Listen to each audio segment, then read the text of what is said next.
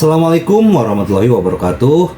Salam sejahtera buat kita semua. Semoga kita semua dalam keadaan sehat jasmani dan rohani, tidak kekurangan satu apapun. Amin ya robbal alamin. Oke, Mimin akan melanjutkan cerita Liontin Giok Naganya. Bab 931 sampai 935.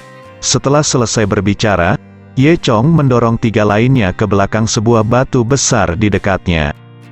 Kemudian, dia bergerak sendiri dan melompat keluar. Dengan suara "bang", capung itu melemparkan kaki depannya ke udara dan menghantam tanah. Ya Tuhan, Yang Zhu, bukankah kamu mengatakan itu ilusi? Kurasa tidak. Wajah Zhang San menjadi pucat karena ketakutan. Yang Zhu menggaruk kepalanya dengan gugup. Ya, aku tidak tahu. Capung tidak bisa membuat satu pukulan pun, dan terbang ke udara untuk lingkaran lagi. Setelah itu, Dragonfly menemukan target Ye Chong dan terbang menuju Ye Chong lagi. Kali ini, dua bagian mulut capung menggigit Ye Chong seperti dua pisau baja besar yang bisa dibuka dan ditutup dengan bebas. Ye Chong mendengus dingin dan berdiri di sana tanpa bergerak. Detik berikutnya, capung sudah berada di dekat Ye Chong. Pisau baja besar di kedua mulutnya tiba-tiba menyatu. Dengan lompatan ringan, Ye Chong lolos dari serangan capung. Bang, dua pisau baja dihancurkan bersamaan, suaranya jernih dan terdengar. Ye Chong menendang bundaran di udara, dan menendang kepala Dragonfly yang seukuran mobil kecil. Bang, dengan suara keras, Ye Chong menendang kepala Dragonfly. Kepala itu terbang di udara, dan mendarat di air dengan keras, menyebabkan percikan air yang besar. Tubuh capung tanpa kepalanya terbang ke depan lebih dari 10 meter karena kelembaman, dan kemudian menabrak dahan bunga dengan keras, mengguncang bunga besar itu. Saat ini, Zhao Min dan beberapa orang lainnya keluar dari balik batu. Semua orang berkumpul di sekitar mayat capung tanpa kepala, melihatnya satu demi satu, membuat suara tut-teska-teska. Ini terlalu besar, kata Zhao Min. Semua orang menghela nafas lagi. Ye Chong tersenyum dan berkata, "Jangan takut, ini hanya besar." Saat ini, semua orang mendengar suara berdengung di atas kepala mereka. Mendongak, Zhao Min dan yang lainnya menjadi pucat karena ketakutan. Di atas kepala mereka, ada ratusan capung melayang-layang, yang ukurannya lebih besar dari capung tadi. Capung berkerumun rapat, menganyam jaring besar di atas kepala semua orang. "Cepat lari!" teriak Zhao Min. Dia, Yang Zhu, dan Zhang San berlari ke depan di sepanjang lorong. Tapi Ye Chong tetap tinggal, menghalangi banyak capung. Capung berdengung seperti jet tempur, dan mereka semua bergegas menuju Ye Chong. Ye Chong mendengus dingin, dan dengan santai mengeluarkan pedang tulang ikan dari senjata ajaib ruang angkasa. Pedang tulang ikan bisa besar atau kecil, bisa digerakkan sesuai dengan pikiran seseorang. Dengan lambaian tangan Ye Chong, pedang tulang ikan tumbuh lebih dari 10 meter dalam sekejap. Ye Chong menebas dengan liar, dan pedang tulang ikan itu sangat tajam. Selusin capung di langit dibacok sampai mati dalam sekejap. Ini sedikit menghalangi kecepatan capung. Melihat kecepatan capung melambat, Ye Chong bergoyang dan masuk ke koridor di sebelahnya. Dan capung itu sangat besar sehingga mereka tidak bisa masuk sama sekali, jadi terowongan itu aman untuk saat ini. Begitu masuk, gelap gulita. Setelah melewati koridor, mereka sampai di sebuah ruangan batu. Bilik batu bahkan lebih gelap, dan ada banyak bilik telinga di dinding sekitarnya. Ye Chong tidak memperhatikan yang lain, jadi dia tidak tahu kamar mana yang mereka masuki. Sementara dia berpikir, tiba-tiba dia melihat seseorang terhuyung keluar dari salah satu kamar. Itu tidak lain adalah Zhao Min. "Zhao Min!" teriak Ye Chong. Segera, ekspresi Ye Chong berubah, karena dia melihat ada pisau yang tertancap di perut Zhao Min. Ye Chong dengan cepat berlari. Zhao Min, kamu, ada apa denganmu?" Zhao Min mencengkeram perutnya, mengeluarkan banyak darah, dan dia sepertinya sudah mati. Ketika dia melihat Ye Chong, dia menunjukkan kepanikan di wajahnya. Ye Chong, kamu sangat kejam. Mengapa kamu membunuhku? Mengapa kamu membunuhku, Ye Chong? Tertegun, aku akan membunuhmu. Kapan aku akan membunuh kamu? Membunuhmu. Apakah karena aku tidak membiarkanmu menyentuh paha Yang Zhu? Zhao Min berkata dengan lemah, kamu hanya ingin membunuhku. Ye Chong bingung, dari mana asalnya? Tepat ketika Ye Chong hendak bertanya lagi, Zhao Min jatuh ke tanah dengan celepuk dan mati. Ye Chong buru-buru memeriksa tubuh Zhao Min, tapi sebelum dia berjongkok, Zhang San keluar dari lubang lain. Seperti Zhao Min, dia juga terluka parah, dengan parang tergantung di lehernya, setengah dari lehernya dipotong, dan dia tampak seperti akan mati. Zhang San memandang Ye Chong dengan mata merah darah, mengapa kamu membunuhku? Mengapa kamu membunuhku? Ye Chong tertegun. Mengapa? Aku juga membunuhmu. Kapan aku membunuh seseorang? Apa sebenarnya yang terjadi? Aku membantumu mencuri salep Qixiang, dan membantumu mengeluarkan keluarga yang, kamu benar-benar ingin membunuhku. Kamu terlalu kejam. Setelah itu, sebelum Ye Chong dapat berbicara lagi, Zhang San berteriak dan jatuh ke tanah mati. Ye Chong sedikit bingung, apa yang terjadi? Pada saat ini, Yang Zhu juga berlari dari ruangan lain. Dia juga ditutupi darah. Dia menunjuk Ye Chong dan mengutuk, Ye Chong, kamu terlalu kejam. Tanpa diduga, Anda adalah orang seperti ini. Saya mendetoksifikasi Anda akan membunuh saya. Itu menjijikkan. Yang Zhu jatuh ke tanah dan mati dengan enggan. Ye Chong melihat ketiga mayat di tanah, bingung, tidak tahu apa yang sedang terjadi. Apakah dia kehilangan ingatannya? Apakah dia benar-benar membunuh mereka? Ye Chong bingung. Ini tiba-tiba, orang lain keluar dari ruangan lain. Itu tidak lain adalah Ye Chong sendiri. Ye Chong memandang dirinya sendiri dan berjalan keluar ruangan, merasa sangat aneh. Namun, wajah Ye Chong di seberang dingin, memegang sebuah parang di tangannya, dia berjalan perlahan menuju Ye Chong sendiri. Siapa kamu? Aku adalah kamu. Kamu adalah aku. Siapa kamu? Aku adalah kamu dan kamu adalah aku. Kau membunuh mereka, ya, kamu membunuh mereka juga, dan sekarang kamu juga pantas mati. Terjadi percakapan yang aneh dan rumit di antara keduanya. Ye Chong menjadi semakin bingung, dan berkata dalam hatinya, apa yang terjadi?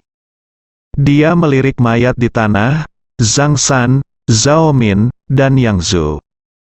Ketika dia melihat tubuh Yang Zhu, dia tiba-tiba memikirkan apa yang dikatakan Yang Zhu. Gua Yunjing, akan ada halusinasi di dalamnya. Pikiran Ye Chong tiba-tiba terlintas. Mungkinkah ada ilusi di depan matanya? Sial, Gua Yunjing ini sungguh menakjubkan, aku bahkan jatuh ke dalam ilusi tanpa sadar. Ye Chong di seberang sudah menebas dengan parang. Ye Chong sendiri tidak menanggapi, malah dia menutup matanya. Otak Ye Chong kosong. Beberapa detik kemudian, dia tiba-tiba membuka matanya, dan segala sesuatu di sekitarnya menghilang. Dia menemukan bahwa dia tidak lagi berada di Gua Yunjing, tetapi di ruang terbuka. Di sebelahnya berbaring Zhao Min, Yang Zhu dan Zhang San yang pingsan. Mereka bertiga jelas juga diserang oleh hantu itu dan pingsan. Untungnya, Ye Chong menemukan misteri itu pada saat kritis. Pikirannya kuat dan dia mengalahkan ilusi Gua Yunjing. Yo, benar saja, kamu memiliki beberapa keterampilan. Aku tidak menyangka kamu akan mematahkan ilusi. Tiba-tiba seseorang berkata di sebelah Ye Chong. Pada saat ini, Ye Chong menyadari bahwa mereka dikelilingi oleh orang-orang. Pemimpinnya tidak lain adalah Yang Sui. Yang Sui juga terkejut melihat Ye Chong bangun. Hei, aku tidak menyangka kekuatan spiritualmu begitu kuat sehingga kamu bisa menembus ilusi Gua Yunjing dan bangun, sungguh menakjubkan.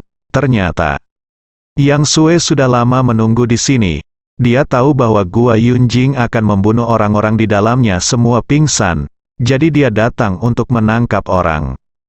Awalnya dia mengira mereka berempat tidak sadarkan diri, tetapi ketika dia datang, dia menemukan Ye Chong duduk di tanah dengan mata tertutup, tidak mengucapkan sepatah kata pun. 3 orang lainnya tidak tahan lagi dengan hantu itu, dan jatuh ke tanah dan pingsan. Yang Sue hendak menangkap seseorang, tetapi tanpa diduga, Ye Chong terbangun. "Hei, tidak apa-apa, sekarang aku akan memberimu kesempatan untuk menyerah atau mati." Yang Sue tertawa, Ye Chong mendengus dingin dan mengabaikan poin yang sama sekali. Dia memandang yang lain, dan dengan lambaian tangannya, 3 aura naga dan phoenix membanjiri pikiran mereka bertiga. Mereka bertiga segera bangun. Zhang San adalah orang pertama yang berdiri. "Ya Tuhan, apa yang terjadi?" Zhao Min juga bangkit dari tanah, diikuti oleh Yang Zhu. Ketika semua orang melihat Yang Zhu bangun, mereka semua terkejut.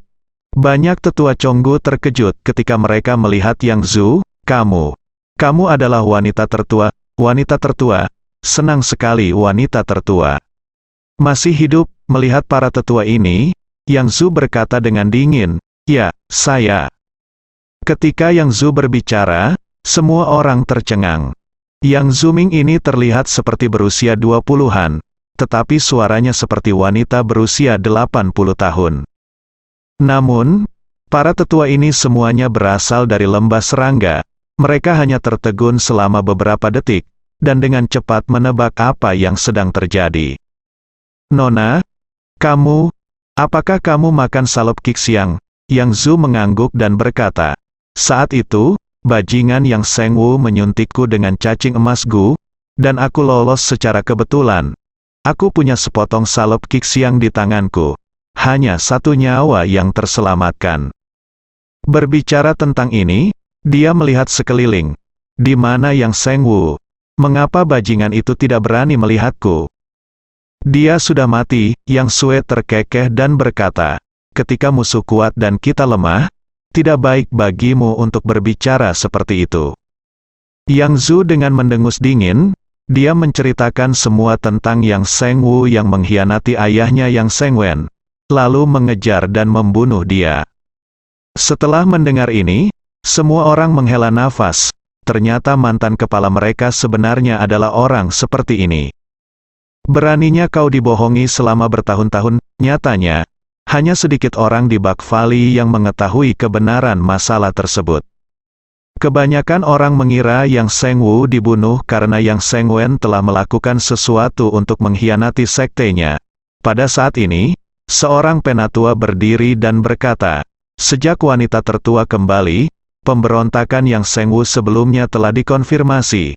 Saya percaya bahwa apa yang dikatakan wanita tertua adalah kebenaran.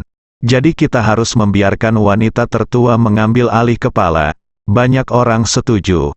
Ketika sesepuh ingin terus berbicara, Yang Sue memarahi dengan dingin, "Berani." Saat dia mengatakan itu, lampu merah terbang keluar dari mansetnya. Lampu merah persis seperti laba-laba beracun seukuran jari. Dalam sekejap, laba-laba beracun itu terbang ke alis sesepuh yang berbicara. Sebelum sesepuh selesai berbicara, dia jatuh ke tanah mati dengan keras. Kematiannya sangat tragis, seluruh tubuhnya memerah, dan ada lepuh darah panas di tubuhnya. Kemudian, lampu merah berayun lagi, dan terbang kembali ke lengan baju Yang Sue.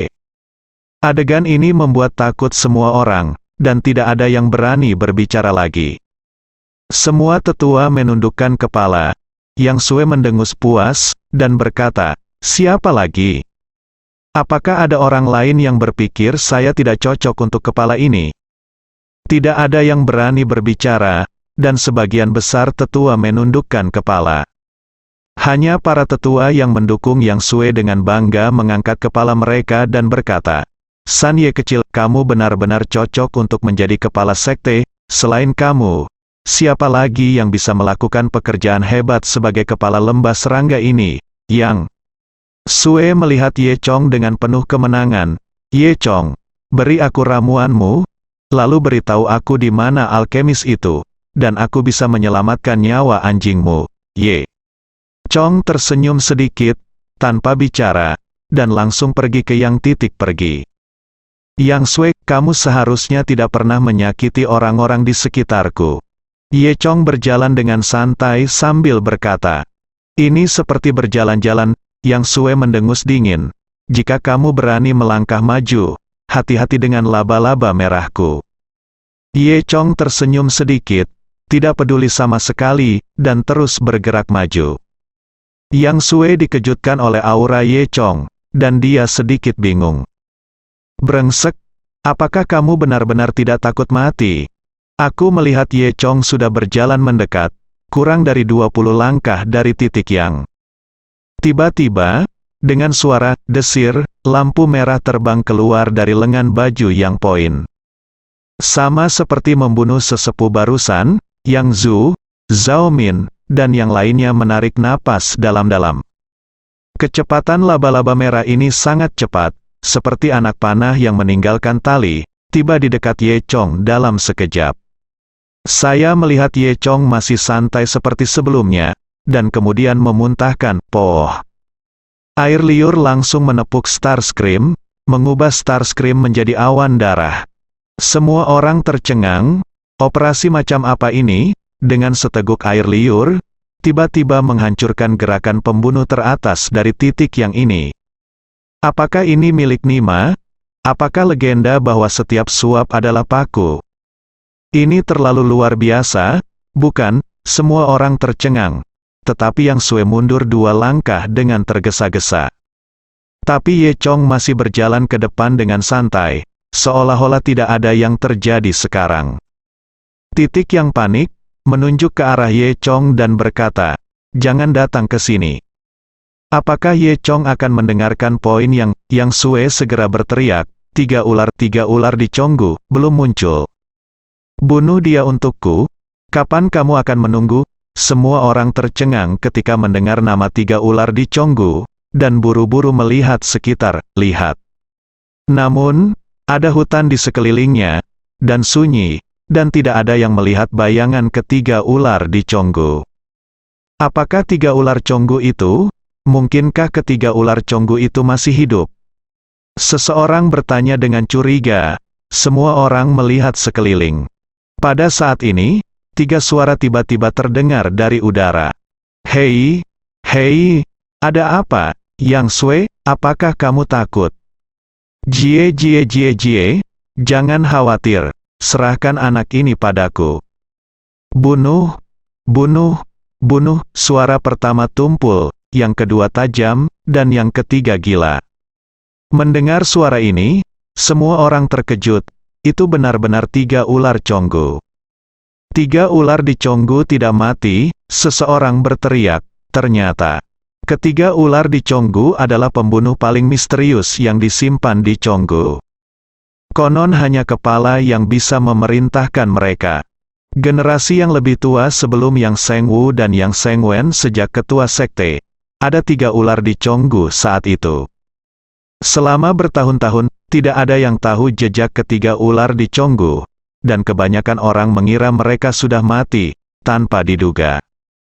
Setelah bertahun-tahun, 3 ular di Chonggu ternyata dia masih hidup, dan telah menjalankan misi rahasia. Sebenarnya Yang Sengwu sengaja menyembunyikan berita tentang 3 ular di Chonggu, dan hanya mengatur agar mereka melakukan beberapa misi rahasia. Awalnya, 3 ular di Chonggu memberi Zhao Min agu, dan yang melewati Yang Sengwu mengaturnya secara rahasia. Sekarang Yang Sengwu sudah mati, Yang Sue untuk sementara bertindak sebagai kepala. Jadi ketiga ular di Chonggu secara alami mematuhi perintah Yang Sue. Ketika Zhao Min mendengar suara ini lagi, dia terkejut. Ye Chong, hati-hati, itu racun yang mereka berikan padaku. Ye Chong mendengus dingin, berpura-pura menjadi hantu. Hei, hei, hei, ini kamu, nak, kamu cukup gila. Tanah, suara gila ketiga berkata lagi, bunuh, bunuh, bunuh, Saat suara pembunuh itu jatuh, kilatan cahaya perak melintas di udara. Itu adalah belati yang sangat cepat dan mendekati Ye Chong dalam sekejap mata. Ye Chong mendengus pelan dan menjentikkan, dentang. Dengan suara belati itu dijentikkan, "Jie Jie Jie Jie, anak yang tangguh, dia memiliki kemampuan seperti itu." Ye Chong mengikuti suara itu, menggerakkan tubuhnya, dan masuk ke hutan terdekat. Kemudian, semua orang hanya mendengar suara gemerisik pertempuran di hutan. Semua orang berkonsentrasi untuk menonton, tetapi mereka hanya bisa melihat daun-daun berguguran beterbangan, angin menari dengan liar, dan hampir tidak ada yang terlihat. Setelah beberapa menit, suara itu tiba-tiba berhenti. Kemudian, saya melihat seseorang berjalan keluar dari hutan. Itu Ye Chong, dia memegang seseorang di tangannya, yang tampak seperti anak kecil. Ye Chong dengan santai melemparkan orang itu ke tanah. Baru pada saat itulah semua orang melihat dengan jelas bahwa itu bukanlah seorang anak kecil, tetapi seorang lelaki tua yang usianya tidak dapat diketahui. Hanya saja pria ini bertubuh pendek dan sifatnya kerdil, hanya seukuran anak laki-laki berusia 5 atau 6 tahun. "Hei, siapa ini?" Zhao Min bertanya. "Ini adalah 3 ular Chonggu," kata Ye Chong. 3 ular Chonggu telah mati, dan belati perak masih tertancap di dadanya. Itu adalah milik Ye Chong yang dia gunakan untuk menyerang sebelumnya. "Apa, dia adalah 3 ular Chonggu? Bukankah seharusnya 3 ular Chonggu menjadi 3 orang?" Zhao Min bertanya dengan heran. Ye Chong tersenyum dan berkata, "Itu hanya berpura-pura menjadi hantu. Dia hanya 1 orang. Dia berpura-pura menjadi suara 3 orang. Tapi sebenarnya dia satu-satunya." Semua orang tiba-tiba menyadari, termasuk beberapa tetua Chonggu, yang sudah bertahun-tahun tidak pernah bertemu satu sama lain. Setelah melihat wajah asli ketiga ular di Chonggu, ternyata ketiga ular di Chonggu tersebut sebenarnya adalah 1 orang. Tetapi pada saat ini, Yang Xing semakin panik. Ye Chong ini terlalu ganas, bahkan 3 ular Chonggu bukanlah lawannya. Memikirkan hal ini, Yang Xing mundur 2 langkah. Ye Chong, di sisi lain, terus berjalan menuju titik yang sambil tersenyum. Setelah itu, dia datang ke sekitar titik yang, "Kamu, apa yang akan kamu lakukan? Orang sepertimu adalah bencana jika kamu tinggal di dunia ini, jadi kamu harus mati," kata Ye Chong. Yang Sue menjadi pucat karena ketakutan. "Oke, nafas yang besar. Apakah kamu tahu siapa aku sebelum dia?" Selesai berbicara, cahaya hitam lain terbang keluar dari mansetnya. Seekor kalajengking tiba-tiba mendarat di lengan Ye Chong. Kalajengking itu berwarna-warni, dan dengan jentikan ekornya, ia mendarat di lengan Ye Chong. Yang Sue mencibir, "Hei, nak, kamu pasti akan mati setelah ditusuk oleh kalajengking beracunku yang berwarna-warni. Kupikir kamu adalah karakter yang luar biasa. Mari kita lihat apakah kamu berpura-pura tangguh atau tidak." Begitu Yang Sue selesai berbicara, dia menemukan sesuatu yang tidak normal. Racun kalajengking beracun berwarna-warni harus menyerang dengan sangat cepat. Berbicara secara logis, Ye Chong seharusnya sudah mati saat ini. Tapi, melihat Ye Chong lagi, tidak ada yang terjadi, sepertinya tidak diracuni sama sekali. Faktanya, tubuh Dewa Naga Ye Chong kebal terhadap semua racun. Kalajengking beracun semacam ini bukanlah racun yang berbisa, tetapi hanya racun yang sangat beracun. Bagaimana racun semacam ini bisa melukai Ye Chong? Ye Chong hanya tersenyum sedikit, dan meraih kalajengking beracun. Kalajengking beracun berwarna-warni. Banyak tetua tercengang. Bahkan jika mereka adalah penguasa lembah cacing, tidak mungkin menghadapi kalajengking beracun dengan mudah. "Hanya bajingan kecil ini, kamu masih ingin berurusan denganku?" kata Ye Chong, mengulurkan tangan dan menekan kalajengking beracun di wajah Yang Sue. Kalajengking beracun ketakutan, dan menyengat ekornya dengan panik, terlepas dari apakah itu tuannya sendiri.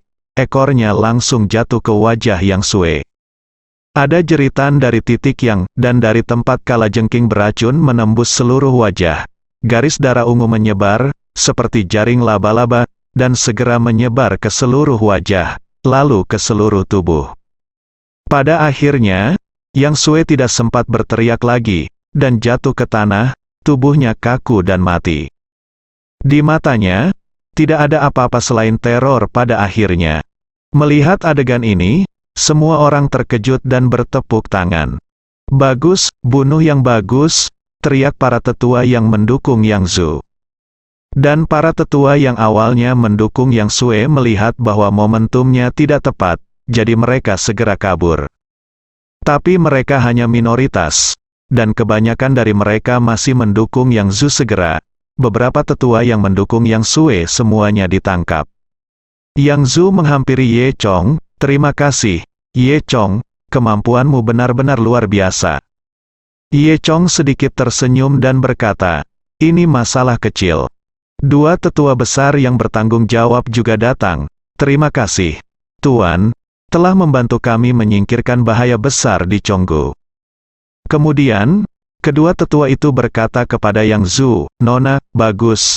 Anda akhirnya kembali, sudah, sekarang tolong ambil alih urusan lembah cacing kami." Yang Zhu awalnya ingin menolak, tapi memang tidak ada kandidat lain. Yang Zhu hanya bisa menganggukkan kepalanya. "Bagus. Jamuan kita belum berakhir, ini awalnya jamuan ulang tahun untuk bajingan yang Sengwu itu, dan sekarang kita akan menggunakan jamuan itu untuk merayakannya. Ayo kembali lagi, Nona." Semua orang bertepuk tangan serempak. Jadi, semua orang dengan senang hati kembali ke kompleks keluarga Yang. Saat ini, kompleks keluarga yang dihiasi dengan lampu dan hiasan, pemandangan yang hidup, dan semua orang bersenang-senang meleleh. Semua sisa Yang Sue telah dibersihkan, dan sekarang lembah serangga berada di tangan Yang Zhu lagi. Yang Zhu juga sangat senang. Balas dendamnya akhirnya terbalas, dan dia sangat berterima kasih kepada Ye Chong lagi. Tentu saja, Ye Chong juga berterima kasih kepada Yang Zhu. Ye Chong berkata, "Zhu, saya sebenarnya ingin berterima kasih juga. Anda telah menyembuhkan Zhao Min dan saya dari racunku. Dan Anda telah menyelamatkan kami." Mengatakan itu, Ye Chong mengeluarkan dua resep tulisan tangan. "Ini adalah dua jenis pil yang dapat meningkatkan kecepatan kultivasi.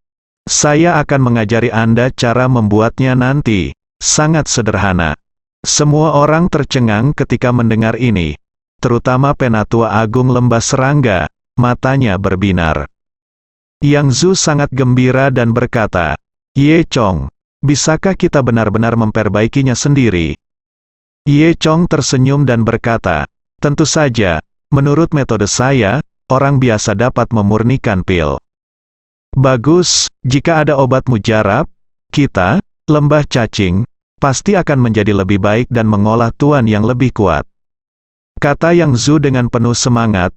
Kerumunan ribut sepanjang malam, dan mereka tidak kembali ke kamar mereka untuk beristirahat sampai tengah malam. Setelah semua orang tidur, Yang Zhu duduk sendirian di halaman, memandangi bulan yang cerah di langit, memikirkan pikirannya sendiri. Dia sudah lama tidak ke sini. Pada saat ini, langkah kaki datang. Yang Zhu menoleh ke belakang dan melihat bahwa itu adalah Tetua Agung. Penatua Agung tersenyum, "Nona, ini sudah larut, saya belum istirahat. Apakah Anda memiliki sesuatu dalam pikiran saya?" Yang Zhu sedikit tersipu. "Oh, saya ingat masa kecil saya." "Hei, Nona, tidak perlu dikatakan, saya tahu itulah yang terjadi." The Great Elder bertingkah seolah aku tahu segalanya. Yang Zhu berkata dengan marah, Elder, apa yang kamu tahu?" "Jika saya tidak salah, misi adalah untuk Tuan Ye Chong, kan?" Yang Zhu tersipu. Itu benar, meskipun dia sudah lama tidak berhubungan dengan Ye Chong, itu hanya beberapa hari. Tetapi, dia sangat terkesan dengan kemampuan Ye Chong, dan telah jatuh cinta dengan Ye Chong secara tidak sadar. Dia bahkan tidak menyadarinya sendiri. "Nona, jika kamu bisa memanggil Ye Chong sebagai suami kepala, itu akan menjadi hal yang luar biasa bagi kami di Chonggu. Kata tetua itu, Yang Zhu tersipu lebih dulu, lalu menghela nafas, dan berkata, "Hei, menurutku Ye Chong dan saudari Zhao Min hanyalah pasangan, tidak mungkin bagiku, dia sama sekali tidak menyukaiku, sulit bagiku untuk mempertahankannya di serangga lembah. Bagaimana kalau kita menggunakan cinta Gu?" kata tetua agung. Yang Zhu tercengang, dan berkata, "Ini, bukankah itu bagus? Nona, untuk masa depan Chonggu, kita akan melakukan ini. Selain itu, cinta Gu ini bukan sarana untuk menyakiti orang lain. Lagi pula, Nona itu juga menarik bagi Tuan Ye Chong." Tetua itu melanjutkan, "Bukan hal yang buruk membiarkan Ye Chong jatuh cinta padamu." Yang Zhu menundukkan kepalanya, ragu-ragu di dalam hatinya. The Great Elder melanjutkan, "Nona, jangan ragu, keinginan terakhir ayahmu juga untuk membuat Chonggu berkembang. Ye Chong memiliki rahasia alkemis dalam dirinya, yang tidak mudah, jika dia bisa menjadi Chonggu kami. Menantumu hukum pasti sangat bermanfaat bagi Chonggu." Yang Zhu menundukkan kepalanya dan berpikir lama, akhirnya mengertakkan gigi, lalu mengangguk dan berkata, "Oke." Keesokan paginya, Ye Chong menemukan beberapa ramuan lagi di Yang rumah dan menyeduh mereka. Yang Zhu dan Zhao Min meminum obat yang sudah jadi. Suara keduanya kembali ke usia 20-an, dan semua gejala penuaan dini menghilang. Yang Zhu diam-diam mengagumi, Ye Chong ini benar-benar luar biasa. Dia menjadi lebih bertekad untuk memberi Ye Chong cinta Gu. Sore itu, Zhao Min dan Zhang San berkata bahwa mereka akan pergi ke sungai di lembah serangga untuk menangkap kupu-kupu. Kupu-kupu di Worm Valley sangat indah. Ye Chong tidak tertarik, jadi dia beristirahat sendirian di kamar. Saat ini, Yang Zhu masuk. Zhu ada di sini, ada apa?" Yang Zhu tersipu, mengambil mangkuk dengan ragu-ragu, dan berkata, "Itu, Ye Chong, ini mie yang aku masak untukmu sendiri. Itu, kamu, cepat makan, ayo makan selagi panas." Ye Chong merasa bahwa Yang Zhu agak aneh, dan bertanya, "Zhu, ada apa denganmu?" Wajah Yang Zhu tiba-tiba memerah. "Yah, tidak apa-apa, ini pertamaku waktu memasak, ini keinginanku, makanlah dengan cepat." Setelah berbicara, Yang Zhu meletakkan mie di atas meja, lalu lari dengan tergesa-gesa. Meski berlari jarak jauh, jantung Yang Zhu masih berdetak kencang. Ini adalah pertama kalinya dia memberi pria cinta Gu. Selama Ye Chong makan mie, dia akan jatuh cinta pada dirinya sendiri.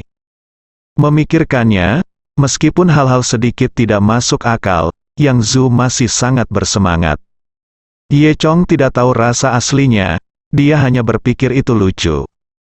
Dia menundukkan kepalanya dan mengendus. "Nah, bagaimana dengan rasa dari mie ini?" Rasanya sangat menyentuh. Yang Zhu ini terlihat cantik, tetapi keterampilan memasaknya benar-benar tidak bisa berkata-kata. Ye Chong merasa sedikit mual hanya dengan menciumnya. Dia berpikir, mungkin ini mirip dengan tahu busuk, dan rasanya enak. Jadi Ye Chong dengan berani menyesap, keluarkan sebelum dikunyah. "Hei, aku tidak tahu dari mana Yang Zhu berani memasak untuk dirinya sendiri. Makanan yang dibuat bahkan lebih buruk dari yang dibuat Zhao Min." Ye Chong tersenyum kecut. Nyatanya, Yang Zhu tidak akan melakukannya jika kekasihnya tidak meminta wanita itu untuk memasak sendiri. Ini pertama kalinya dia membuat sesuatu, dan rasanya sangat sulit untuk ditelan, tapi itu normal. Ye Chong mendongak dan menemukan bahwa Yang Zhu telah pergi jauh. Kemudian, dia diam-diam datang ke kandang babi dan melemparkan semangkuk mie ke dalam kandang babi. Setelah itu, Ye Chong meletakkan mangkuk kosong di sana seolah-olah tidak terjadi apa-apa, lalu duduk di samping, dengan santai memainkan ponselnya. Sekitar 2 jam kemudian, Zhao Min dan Zhang San kembali. Mereka memegang sangkar kecil yang terbuat dari bambu, dan ada 2 kupu-kupu super besar di dalam sangkar. Zhang Sanyi tampak ceria. "Hei, Saudara Ye Chong, datang dan lihat, ini sangat indah, sangat indah." Semua orang mengobrol sebentar. Zhao Min berkata, "Ngomong-ngomong, Zhang San baru saja memberitahuku bahwa dia merindukan nenek, dan kita tidak ada hubungannya di sini. Jadi kapan kita harus kembali?" Ye Chong mengangguk. "Oke, mari kita ucapkan selamat tinggal besok." Sambil berbicara, Yang Zhu dan Tetua Agung masuk. Yang Zhu melihat mangkuk kosong dari kejauhan. Dia mengira Ye Chong telah memakan semuanya, dan dia sangat senang. "Kamu, Ye Chong, apakah kamu sudah makan mie?" Ye Chong menyentuh hidungnya, mengintip ke kandang babi, dan berkata sambil tersenyum, "Wah, ini enak." Yang Zhu menghitung waktu, 2 jam, seharusnya sudah telah terjadi. Dia tersenyum sedikit, menatap Ye Chong sambil tersenyum, dan mengedipkan mata pada Ye Chong. Ye Chong merasa sangat aneh. Yang Zhu benar-benar aneh hari ini. Zhao Min melihatnya dengan bingung. "Saudari Zhu, ada apa dengan matamu?" Tidak apa-apa." Yang Zhu tersipu. Dia bertanya-tanya, dia begitu merayu Ye Chong, tapi Ye Chong tidak menanggapi. Apa yang terjadi? Mungkinkah Gu Cinta belum terjadi? Seharusnya tidak. Saat ini, saya hanya mendengar arah kandang babi, dan teriakan babi. Dengan keras, babi hutan yang semula berperilaku baik itu tiba-tiba melompat keluar dari kandang babi. Itu bergegas menuju Yang Zhu tiba-tiba. Semua orang terkejut. Saya melihat babi itu berlari langsung ke sisi Yang Zhu, dan terus menggosok betis Yang Zhu dengan hidungnya. Yang Zhu terkejut, dan lari dengan tergesa-gesa. Babi itu mengejarnya. Apa yang sedang terjadi? The Great Elder bingung. Meski babi bukan manusia, orang bisa melihat cinta yang dalam di mata babi. Babi ini benar-benar jatuh cinta pada Yang Zhu. Yang Zhu berlari ke seluruh halaman, babi mengejarnya dari dekat, dan begitu dia menyusul Yang Zhu, dia akan menggunakan hidungnya untuk menyodok titik Yang Zhu. Adegan itu sangat lucu. Akhirnya Yang Zhu lelah dan tanpa sengaja jatuh di samping kandang babi. Babi itu melompat ke atasnya dalam sekejap, dan kemudian akan melakukan hal semacam itu. Pada saat ini, Penatua Agung segera melangkah maju dan menamparkan kepala babi itu dengan tamparan, membunuh babi itu. Apa yang terjadi? Apakah babi ini gila? Itu membuatku takut setengah mati. Kata Yang Zhu. Dia mencengkeram dadanya dan berkata dengan wajah pucat. Saat ini, dia secara tidak sengaja melirik ke tanah kandang babi, dan masih ada beberapa mie. "Bukankah dia yang menyeduh untukmu?" Dia langsung mengerti apa yang sedang terjadi. Yang Zhu memandang Ye Chong dengan marah. "Ye Chong, kamu memberi makan mie yang saya masak untukmu untuk babi?" Zhao Min menyela. "Namun, babi ini sangat aneh. Mengapa begitu keras mengejar saudari Zhu? Apakah ini terkait dengan makan mie?" Ini seperti jatuh cinta dengan saudari Zhu. Wajah Yang Zhu semakin memerah. Pada saat ini, Penatua Agung buru-buru melangkah maju dan berkata dengan mata ceroboh, "Oh, menurutku wanita tertua kita terlalu cantik, dan babi kita di lembah cacing lebih bernafsu." Ye Chong melihat mie yang tersisa di tanah dengan serius. Wajah Yang Zhu memerah, dan ketika dia khawatir akan mengungkapkan rahasianya, 2 tetua lagi tiba-tiba masuk. Salah satu dari mereka memegang sebuah kotak di tangannya. "Tian Chen Zhu, kami menemukannya." Keduanya tertegun begitu mereka selesai berbicara, melihat babi mati di tanah, dan Yang Zhu tampak sedikit malu. "Nona, ada apa?" Tidak apa-apa, babi malam ini," kata Yang Zhu dengan wajah memerah. The Great Elder segera mengubah topik. "Apakah Anda menemukan Tian Chen Bit?" Keduanya mengangguk dan menyerahkan kotak itu kepada Yang Zhu. Yang Zhu mengambil kotak itu, membukanya, dan menemukan manik abu-abu tanah di dalamnya, dengan cahaya abu-abu bersinar redup. Dan ketika Ye Chong melihat manik itu, matanya tiba-tiba menyala. Manik ini adalah manik debu langit, salah satu dari manik-manik Z5 elemen.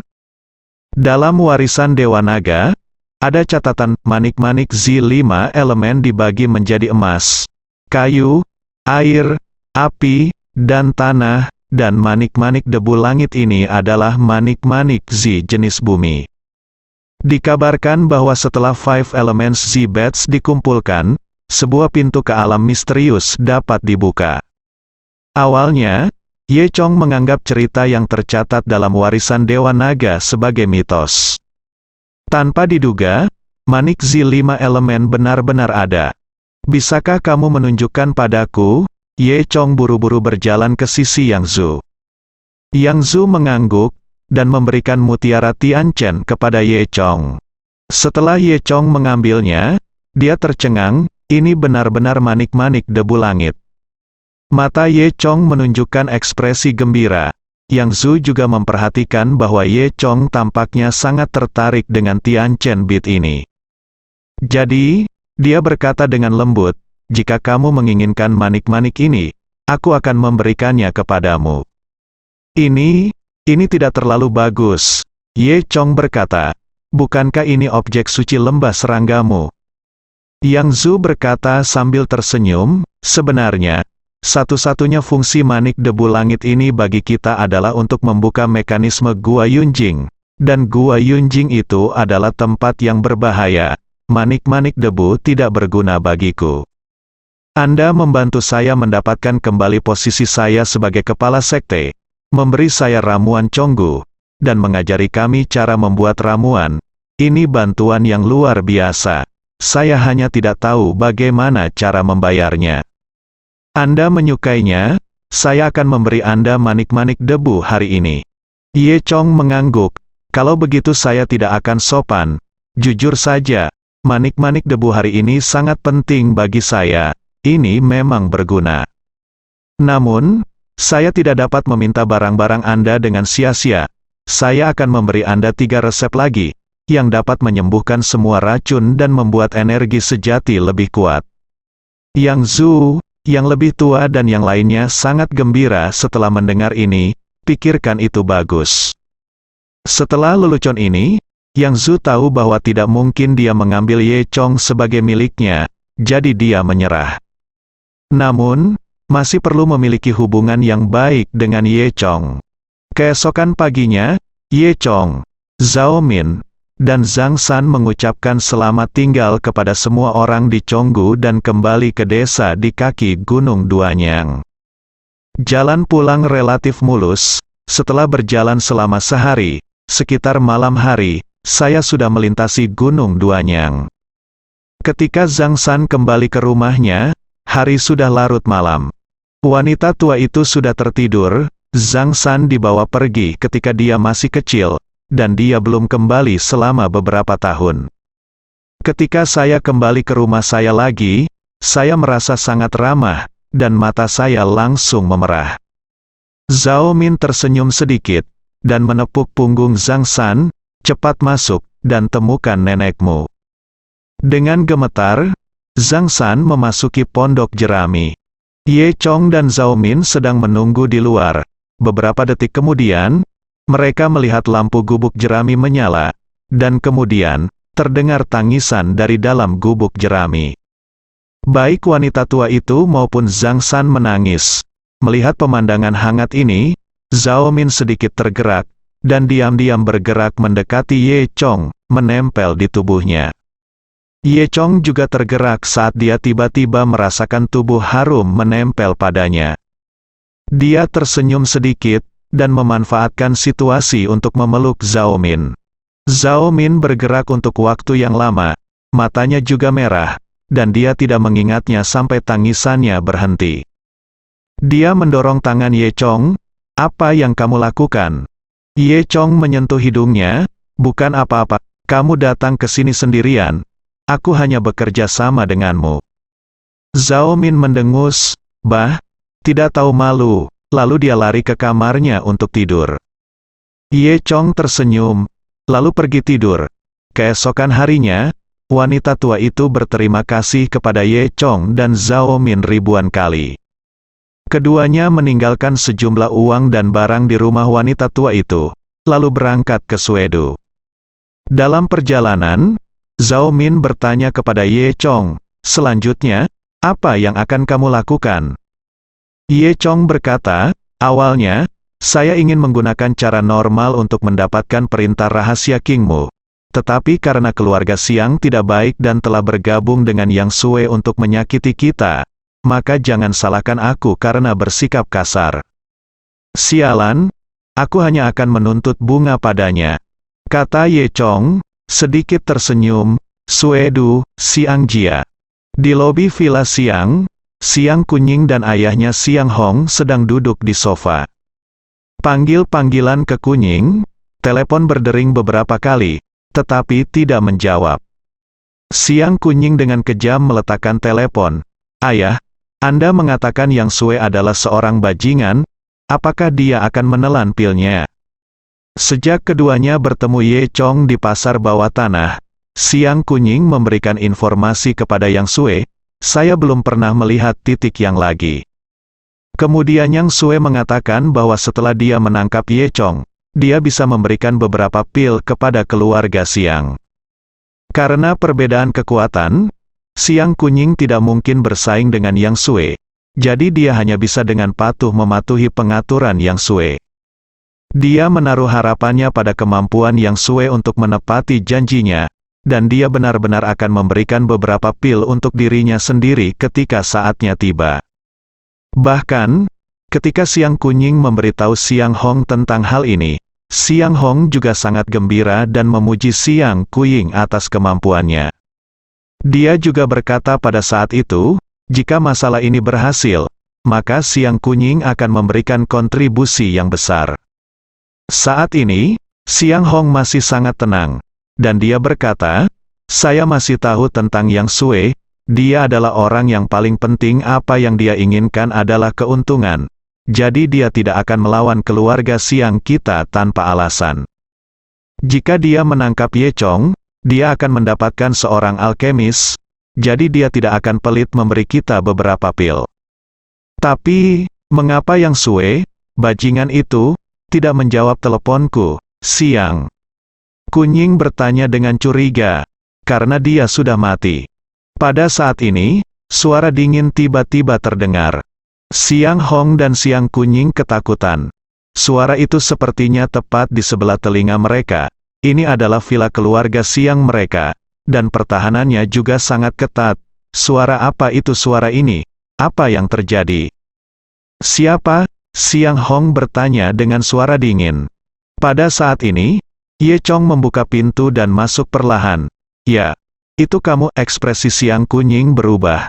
Xiang Hong tidak mengenal Ye Chong. Jadi dia bertanya pada Xiang Kunying, "Siapa ini?" "Itu dia, yang kita lihat di pasar bawah tanah, yang ada ramuannya." "Itu dia," Xiang Kunying berkata. "Mengapa kamu ada di sini? Bukankah titik yang menangkapmu?" Ye Chong tersenyum dan berkata, "Bukankah aku mengatakan itu? Yang Sui sudah mati, dibunuh olehku." Bersambung.